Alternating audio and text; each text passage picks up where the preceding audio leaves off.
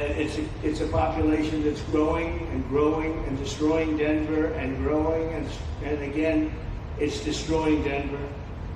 Otherwise, I would have been very angry. I would have been extremely angry. The heroes of ICE will also help round up and remove members of the savage drug cartels which are coming back into our country. And we got them out. Now some of them came back in. We just got them out again, and that's going to be a vicious cycle. But these are foreign gangs. They're horrendous people, killers, that have infiltrated our territory, including 8 which we have designated as foreign terrorist organizations, which gives us a lot more power for speed and getting them out much easier. And we had a great court victory, as you know, on Friday that allows us to do what we have to do from the Supreme Court of the United States. In 5 months, my administration has already arrested over 2,700 members of the murderous Venezuelan gang known as Tren de Aragua, including a pack of these sadistic animals arrested last month with over 280 guns, and these are guns of the latest caliber. These are guns that were made over the last period of less than a year, getting brand new guns, the latest and the greatest. Every day our brave law enforcement officers are hunting down and deporting migrant criminals who have committed heinous crimes, including more than 13,000 murders. 11,888 to be exact, but I'd probably say the 13,000 is right also. Think of it, 11,888, and more than half of them, they committed more than one murder. So Ron, many of them are out of here already, but it's still a hell of a number to be confronted with. Just this year, ICE agents in Miami have apprehended illegals with arrests for murder, kidnapping, rape, child sexual abuse, and arson, people of the worst order. We're getting these monsters out of the United States, out of Florida, out of all the places that they're in. And on January 20th, I signed an executive order empowering governors and state police to be deputized to enforce federal immigration laws, and Ron's already taken advantage of it. It's a tremendous advantage for the states. Most of them are doing it. Actually, the blue states tend not to do it. Even a couple of them have, though. And I want to express my tremendous thanks to the state of Florida for embracing this opportunity and being a true partner. They work so well with the federal government. It's been just a beautiful, beautiful experience, even in the future. I doubt it, but I will always come back because we just we have blood that seems to match pretty well. We have a relationship that's been a very strong one for a long period of time, and I appreciate it, very much appreciate it.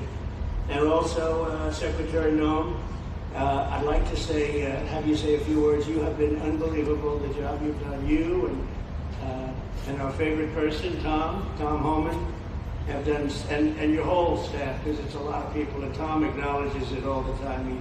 He respects you so much, he respects the staff, and you both will. And function in this country, more power, more authority given to people locally so that they can take control of their own destiny. And so we have already been working under the 287G program to deputize law enforcement officers, whether they be state highway patrol, local sheriff's departments in all of our states, and allow them to go out with our ICE officers, our border patrol officers, and make sure that we're getting the worst of the worst off of the streets.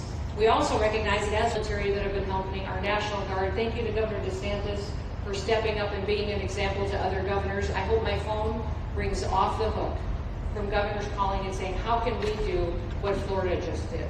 How can we do exactly what they did? Because of this, we need this big, beautiful bill. We absolutely have to have this big, beautiful bill that has the funding so that we can continue this operation and we can get those bad criminals off of our streets and have the officers to do it so that when they go out on an operation, somebody's got their back. Somebody's got their back, they can do it safely, and they can go home to their families at night too. So this bill needs to pass through Congress so we have the resources at the Department of Homeland Security to make sure that our homeland truly is secure. Mr. President, thank you for Stephen Miller.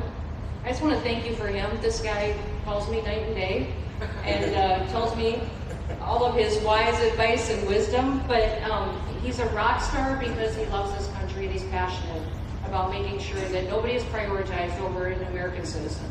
We love everybody. We do. We love everybody. Not everybody. But, well, A lot of But people. we shouldn't be putting people illegally above citizens. We should be making sure that we do things right. And that's what America has always stood for, and we're an example to the rest of the world because we do it right. So, Mr. President, you surround yourself with great people, and I think that's because everybody wants to work for the greatest president that the United States has ever had, and that's President Donald J. Trump. So thank you, sir.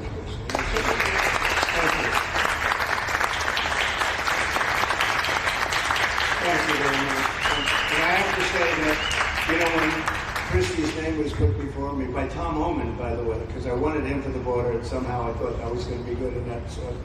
But he didn't want the upper job, and I said, who do you recommend? Kristi Noem. I said, oh, are you kidding? She's great, but she's such a fine, elegant person. He said, sir, she's tough as hell. I said, are you sure? You are tough as hell, I tell you, and then you do it in a very nice way, but you are, if you ever saw her ride a horse, she rides a horse like she should be in the rodeo. She's like an unbelievable horse person, and you've done a fantastic job, and Steve Miller would even agree to that. And he likes nobody, by the way. I don't think he likes anybody. And another one we like is Ron. And Ron, would you say a few words, please? Sure. Well, thank you, Mr. President. Welcome back to Florida, and I think this is the first time you've been back since the events of a couple weeks. So just let me say, as somebody that was serving on active duty in Iraq back in the day, we witnessed the number of our troops that were killed or wounded by the Iranians. We know that they're a militant Islamic regime that was hell-bent on getting nuclear weapons, and under Joe Biden, they were about to get nuclear weapons. And because of your strong action,